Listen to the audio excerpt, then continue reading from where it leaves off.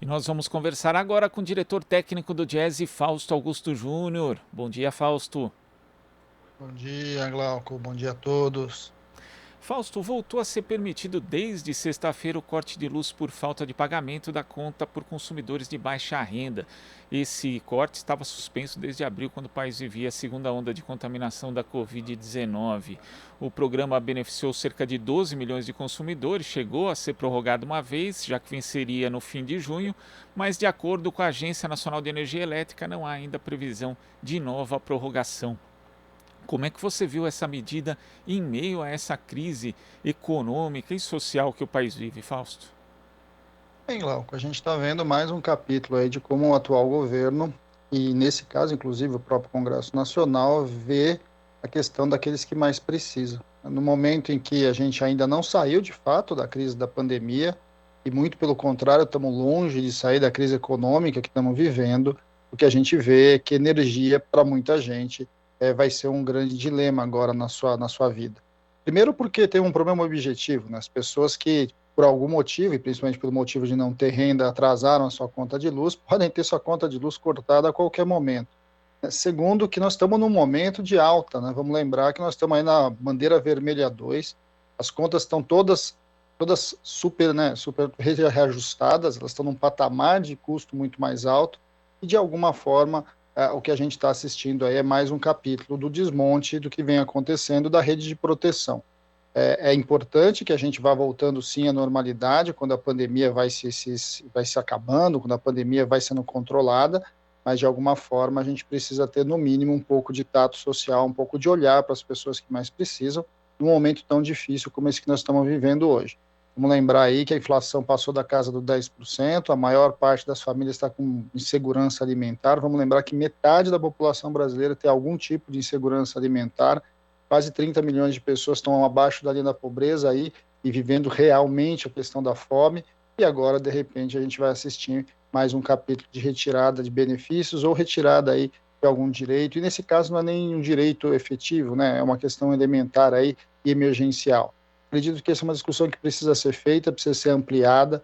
A questão essa é uma discussão já antiga do ponto de vista energético, né, Glauco? Vamos lembrar que até bem pouco tempo atrás, um número muito grande de famílias sequer tinha acesso à energia elétrica. Essa energia elétrica só foi acessada por meio de um conjunto de medidas e por meio da própria estatal, que está sendo privatizada. Você conseguiu levar energia no tal do Luz para no programa lá, o Luz para Todos, e que de alguma forma agora a gente está vendo mais um programa sendo desmontado. É sempre bom a gente relembrar algumas questões, olhar um pouco para o que está sendo feito e quais as escolhas que o país faz. E nesse caso está muito claro, a escolha é deixar as famílias de mais baixa renda, as famílias com mais dificuldades, as que tiveram dificuldade na pandemia, simplesmente às escuras.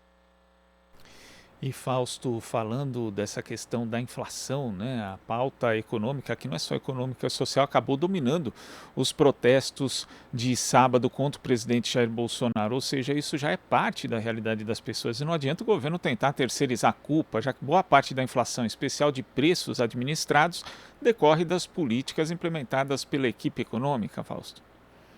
Sem dúvida, né, Glauco? Vamos lembrar que assim, o que, que o governo tenta construir? Ele tenta construir que seja o aumento da gasolina, seja o aumento da energia elétrica, tem como culpado outros. No caso da gasolina, fala o tempo todo dos governadores, é como se o sistema tributário já não fosse sempre assim. E, de fato, o sistema tributário brasileiro sempre foi desse jeito, no caso dos impostos com relação à energia, aos combustíveis. Eu não estou aqui nem para dizer que o imposto é muito ou o imposto é pouco, mas é óbvio que o imposto de ICMS é o mesmo quando a gasolina estava R$ 2 e agora que ela está beirando 7. Ou seja, o problema não está no imposto, o problema está na política de preço da Petrobras.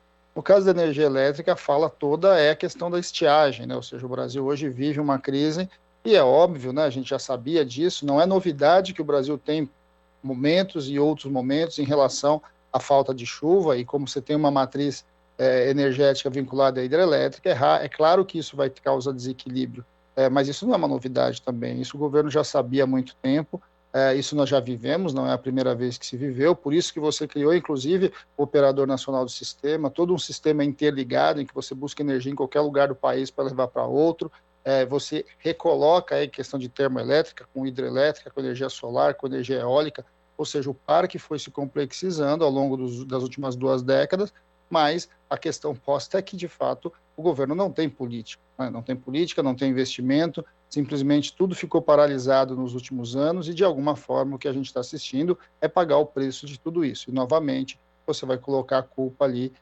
numa intempérie, vai colocar a culpa aí numa recorrência aí da natureza. E vamos lembrar, né, mesmo em relação a essa discussão da natureza, o governo tem lá muita culpa, né, uma vez que a gente está vendo o que significa a sua política ambiental. É bastante importante que a gente vá demarcando esses espaços e vá mostrando para o conjunto da população que, de fato, o que ela está vivendo tem a ver com as escolhas políticas e econômicas desse governo e que, de alguma forma, a gente viu sendo questionada ali no ato de domingo, no ato de sábado, né, no ato de 2 de outubro, que, de alguma forma, veio mostrar um pouco disso, veio colocar insatisfação com o preço do arroz, com o preço do óleo, com o preço do botijão de gás, com a falta de emprego, a falta de perspectiva das pessoas.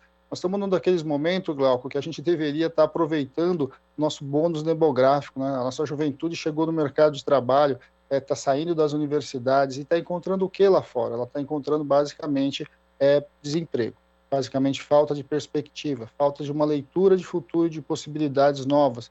E vai se jogando aí nesse mercado informal para tentar minimamente sobreviver. Eu acho que o brasileiro já não quer só sobreviver, nós queremos construir um país melhor, uma busca melhor de condição de vida para o conjunto da população e principalmente para os mais pobres. E aí a gente volta à pauta inicial.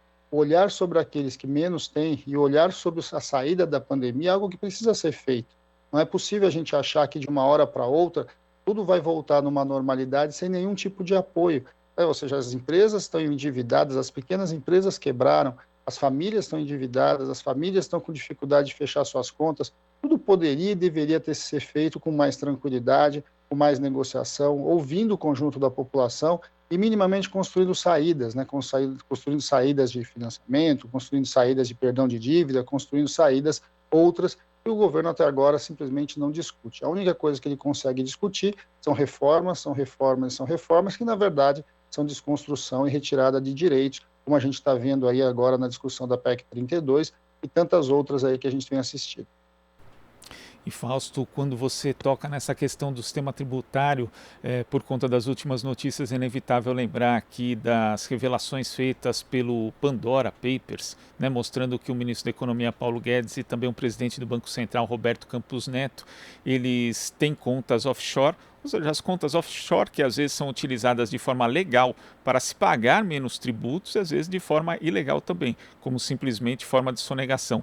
Eu nem vou tocar no aspecto legal, né, que há uma possível infração do Código de Conduta da Alta Administração Federal que proíbe funcionários do alto escalão de manter aplicações financeiras no Brasil e no exterior para evitar o chamado autofavorecimento, mas é interessante, Fausto, porque explicita que as pessoas que são responsáveis pela fiscalização do sistema financeiro no Brasil, inclusive também pelo próprio sistema tributário, acabam tendo contas fora. E a gente sabe que o sistema tributário brasileiro é regressivo e o pobre, obviamente, não pode ter uma offshore. Vai ser obrigado a pagar imposto de qualquer jeito, Fausto. Aí a gente vai vendo mais um capítulo aí das incongruências, né, do atual governo e da sua equipe. De alguma forma, bem, a gente esperava que o presidente do Banco Central, o ministro da Economia, tem que dar o exemplo, né? Tem que dar o exemplo no sentido da justeza do sistema, tem que dar sentido de minimamente respeitar as regras, minimamente buscar caminhos ali para encontrar melhores saídas para o país. E, de alguma forma, é o que a gente não vai vendo, né? A gente vai vendo ali grandes oportunismos e que, de alguma forma, vão driblando o próprio sistema tributário. Não é só o caso, óbvio, dessas duas figuras, né, importantes da nossa economia, mas de uma boa parte aí da elite econômica brasileira, que, de alguma forma, vai buscando outros mecanismos para minimamente adiar aí o pagamento dos seus impostos ou simplesmente driblar e entrar em uma outra condição. Esse é um grande problema do sistema tributário brasileiro. Ele não só beneficia os mais ricos e joga pesadamente a carga tributária sobre o mais pobre, mas, por outro lado, ele é cheio de brechas, né, Glauco? E essas brechas são utilizadas por aqueles que têm recursos, que têm poder e têm condições minimamente de encontrar mecanismos para driblar o sistema. É algo bastante grave, é algo que a gente precisa ser investigado com muita efetividade, precisa ser olhado com muita atenção, mas também vai demonstrando para a gente o quanto, de alguma forma, no Brasil, ainda prepondera essa ideia de que aqueles que têm poder, aqueles que têm condições de pagar grandes advogados, grandes escritórios de contabilidade, etc., conseguem encontrar mecanismos para fugir do sistema. E, de novo, né, sobra para os mais pobres e sobra para a classe média, essa classe média que está tão desgastada, está com redução efetiva da sua renda real e que, de alguma forma, vai segurando o desenvolvimento do país.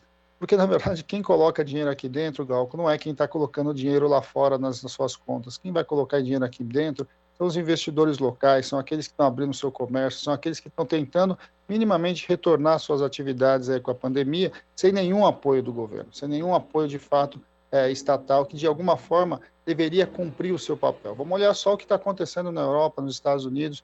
A gente está vendo este movimento, né, um movimento muito forte do governo, apoiar os trabalhadores e apoiar os empresários, principalmente os pequenos empresários, nesse retorno da pandemia. Aqui no Brasil, não. Aqui no Brasil, acredita-se nessa ideia que o mercado vai regular tudo. Bem, o que o mercado está mostrando para a gente? A maior parte das empresas quebraram, das pequenas empresas quebraram, estão com muita dificuldade para se reerguer, muita dificuldade para pagar suas contas, para minimamente renegociar suas dívidas, e aí a economia vai andando para trás, a economia vai paralisando, e minimamente a gente vai ir no meio de uma pandemia, e por conta desse governo simplesmente continua um processo que nunca acaba. E aí que vai acabando, de fato, são as medidas de apoio, que acabou de um lado ali com relação ao auxílio emergencial, que a gente viu, cada vez menos famílias estão recebendo, daqui a pouco ninguém mais recebe nada. Na outra ponta, que a gente está vendo agora também é a questão dessa energia elétrica. Quando a gente vai olhando tudo isso, o que a gente tem é um programa de governo para a saída da pandemia que não foi preparado, que não foi pensado e que quem paga o preço, mais uma vez, são aqueles que menos têm, são aqueles que têm muita dificuldade, que já sofreram ao longo desse processo como um todo. É falta de planejamento, Glauco, é falta de planejamento por não ter entendido a importância do momento e o que era a pandemia. Negacionismo é um pouco disso, né? E agora, nesse caso aí das contas, a gente vai vendo por quê. Porque no final das contas, aqueles que muito têm não estão muito preocupados com isso, né? Afinal, eles estão lá protegidos nos seus paraísos fiscais. Negacionismo que atinge a área econômica e também a área social do governo, infelizmente. Fausto, muito obrigado pela sua participação aqui no Jornal Brasil Atual. Um ótimo início de semana. Até a próxima. Boa semana a todos, Glauco. Uma semana daquelas, né? Uma semana que vai ter muita coisa a partir dos atos que aconteceram nesse final de semana. Um abraço a todos. Abraço. Conversamos aqui com o diretor técnico do Diese, Fausto Augusto Júnior. Você está ouvindo Jornal Brasil Atual. As notícias que os outros não dão.